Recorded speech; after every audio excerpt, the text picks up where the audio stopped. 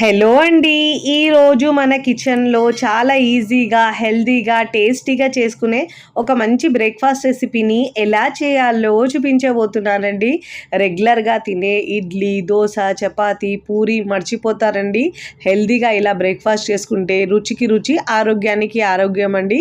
పిల్లలు, పెద్దలు కూడా చాలా ఇష్టంగా తింటారు. 2 రకాలుగా చేసుకోవచ్చు. రుచి అయితే చాలా చాలా బావుంటదండి. 1, 2 అయితే అస్సలాగరు. మరి ఇక ఏమాత్రం ఆలస్యం చేయకుండా హెల్తీగా బ్రేక్‌ఫాస్ట్‌ని ఎలా చేయాలో చూద్దాం రండి.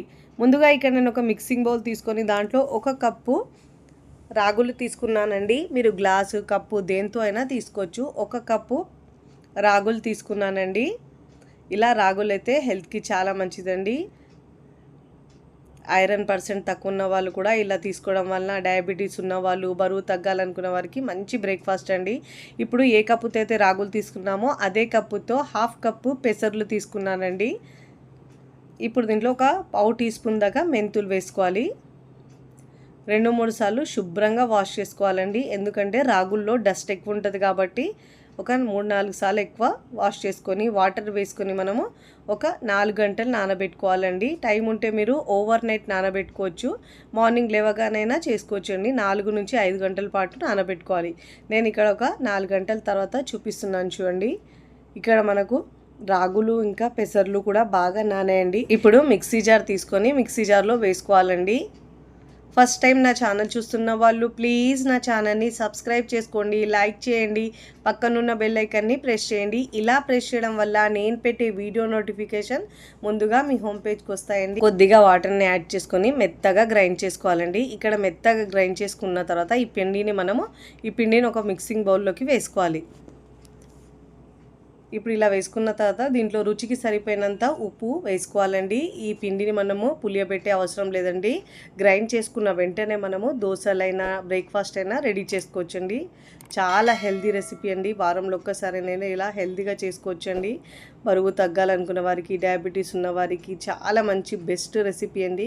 చూడండి కన్సిస్టెన్సీ ఇలా ఉండాలండి. నేను ఇక్కడ మీకు 2 రకాల బ్రేక్ఫాస్ట్ రెసిపీస్ చూపిస్తున్నాను కాబట్టి దీంట్లో నుంచి సగం పిండిని నేను మరొక బౌల్లోకి తీసుకుంటున్నానండి. నేను ఇక్కడ యూస్ చేసే ప్రోడక్ట్స్ ఏమైనా మీకు కావాలంటే నేను డిస్క్రిప్షన్లో లింక్ ఇస్తానండి. అక్కడ నుంచి మీరు బై చేసుకోవచ్చు. దీంట్లో నుంచి సగం పిండి నేను మరొక బౌల్లో తీసుకున్నానండి. ఇప్పుడు తీసుకున్న తర్వాత మీకు 2 బ్రేక్ఫాస్ట్ చూపిస్తానండి. మీకు నచ్చిన బ్రేక్ఫాస్ట్ని మీరు చేసుకోవచ్చు. ఇప్పుడు ఈ బ్రేక్ఫాస్ట్లో మనము సన్నగా కట్ చేసుకున్న ఉల్లిపాయలు వేసుకోవాలండి. ఒక మీడియం సైజ్ ఉల్లిపాయ తీసుకొని చిన్న ముక్కలుగా కట్ చేసుకొని వేసుకోవాలండి. ఒక టమాటోని సన్నగా కట్ చేసుకొని వేసుకోవాలండి, చిన్న చిన్న ముక్కలుగా.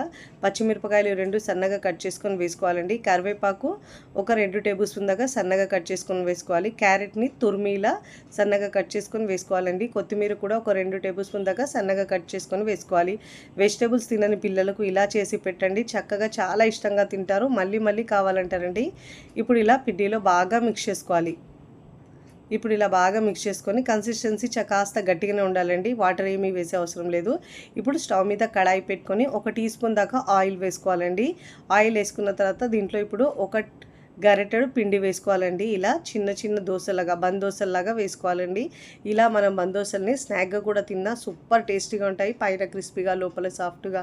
పంటను మాత్రం లో ఫ్లేమ్ నుంచి ఉడికించుకోవాలండి. ఒకవైపు మంచి కలర్ వచ్చిన తర్వాత క్రిస్పీగా కాలిన తర్వాత రెండో వైపుకి తిప్పుకోవాలండి. చక్కగా 2 వైపుల్లో మంచిగా కాల్చుకొని ప్లేట్లోకి తీసుకోవాలి. చూస్తుంటేనే పిల్లలు పెద్దలు కూడా చాలా ఇష్టంగా తింటారండి, అంత టేస్టీగా ఉంటాయి. ఇప్పుడు ప్లేట్లోకి తీసుకోవాలి. ఇదే విధంగా 1 బై 1 ప్లేట్లో రెడీ చేసుకొని తీసుకోవాలండి. ఇక్కడ మీకు మరొక పద్ధతి చూపిస్తున్నాను చూడండి. సగం పిండి మిగిలింది కదండి, దాంతో ఇప్పుడు మనం దోశలు కూడా వేసుకోవచ్చు. స్టవ్ మీద పెనం పెట్టుకొని పెనం బాగా వేడైన తర్వాత వాటర్ చిలకరించి టిష్యూ పేపర్ లేదంటే క్లాత్తో తుడుచుకున్న తర్వాత 2 గరిటెలు పిండి వేసుకొని మీరు వీలైనంత పల్చగా స్ప్రెడ్ చేసుకోవాలండి. మార్నింగ్ బ్రేక్ఫాస్ట్లోకి లేదంటే నైట్ డిన్నర్లో కూడా చేసుకోవచ్చు. రుచి చాలా బాగుంటుందండి.